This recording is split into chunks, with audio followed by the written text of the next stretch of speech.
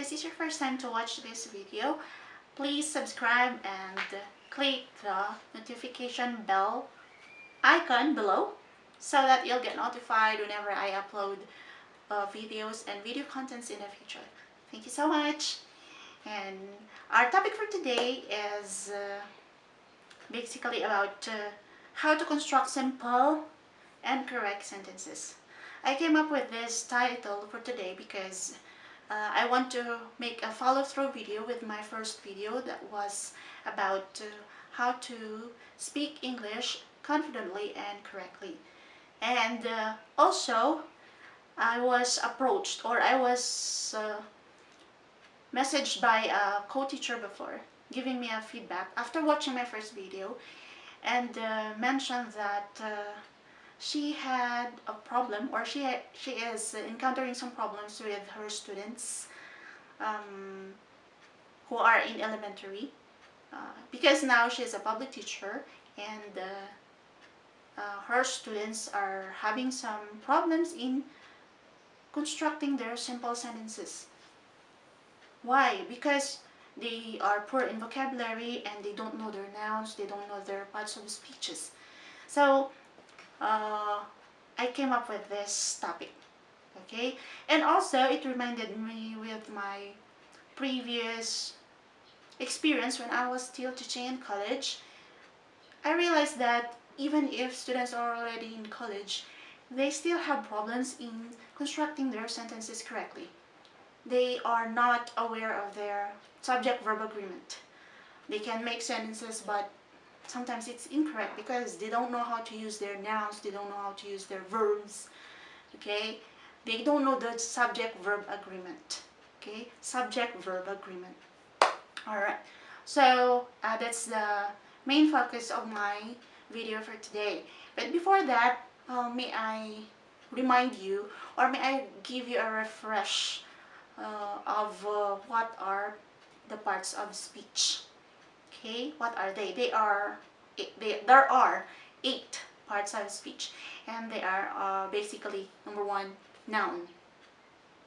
Okay, noun. We have pronoun. We have verb, adverb, adjective, conjunction, interjection, and what else? Preposition. Okay, so those are the 8 parts of speech, but I'm not going to focus on that. I just want to refresh you with the parts of speech. But basically, they have a very important role in constructing our sentences. Okay, so in constructing your sentences, basically you only need your subject and your verb. That's the part of a sentence. Those are the 2 parts of a sentence. Okay, if you already memorize that, or if you know that already, then it would be easy for you to start constructing your sentence just by having, or just by knowing your subject and your verb. That's already okay. All right, that's the main part of a sentence, subject and verb. And then after knowing that, you should also consider your subject-verb agreement. Okay, so let's start with your subject and verb. What is subject? Okay, it's not your subject, which is Araling Panlipunan, English, Science. No, okay? Subject is what? Subject can be a noun, pronoun, modifying words, clauses, or phrases. But for today, we will just start with the basic ones and just the noun and pronoun, okay? So, example, okay? Example, later, I'll give you an example. After knowing your subject and your verb, you should know also your subject-verb agreement, okay? How? Subject-verb agreement is simply the subject and the verb agrees together. So meaning, if your subject is singular, your verb is singular. If your subject is plural, then your verb is also plural. Okay, but we have rules regarding that, especially if you are using your pronoun. Okay, so let's make a sample or example so that you could understand easily. Okay, first sentence is here. Aliana watches a movie. Okay, so the subject is Aliana, the verb is watches. Alright, so if you observe the verb watches, why not watch? It's because Aliana is singular, therefore the verb should be in its simple form plus S. Okay, singular form. Alright, but teacher or mom, watches is plural. No, that's the rule. Okay, right. And if you make another sentence using the same pattern, the tense change. Okay, in the future we will be having another video for that, the tenses of the verb. Okay, so if you make it simple past, Aliana watched a movie. Okay, the verb is already in its past form. Okay, so that's simple past tense. Right, the first sentence a while ago is simple tense.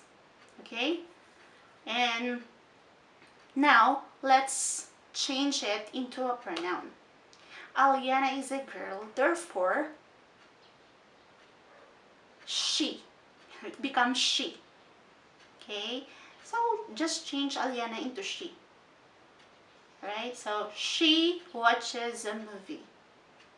Okay, she watched a movie for the past tense. Did you get it? Alright, and then if you change it into plural form, okay, if your noun is already in its plural form, okay, for example, Aliana and Dale watch a movie. Okay, why there's no more S with the verb watch? Because Aliana and Dale is plural. Okay, it's plural, so you don't need to put S. You don't say Aliana and Dale watches movie. No, we say Aliana and Dale watch a movie. Alright, so even when in its simple past tense, you will also say Aliana and Dale watched a movie. Alright, and then if you change Aliana and Dale into pronoun, you should say they. Okay, the pronoun for plural is they, or we can say we. Okay, but since I'm talking about them, I'm going to use they. They watch a movie. Okay, or in its simple past form, we say they watched a movie. Okay, so for pronoun, we have he, she, and it. That's for singular. Okay, he for male, she for female, it for things or object. And then we have the plural form, the plural of pronoun, which are we and they. So when you use we and they, your verb should have no S at the end when you use the simple tense. Alright? So always remember that. Simple form. Okay, simple form of the verb. Okay, if it is singular, you use with S, simple form plus S. The verb should have S at the end. And if it is a plural form, noun, the verb should be no S at the end. Okay, it's just very easy. Alright, I hope you learned something for today.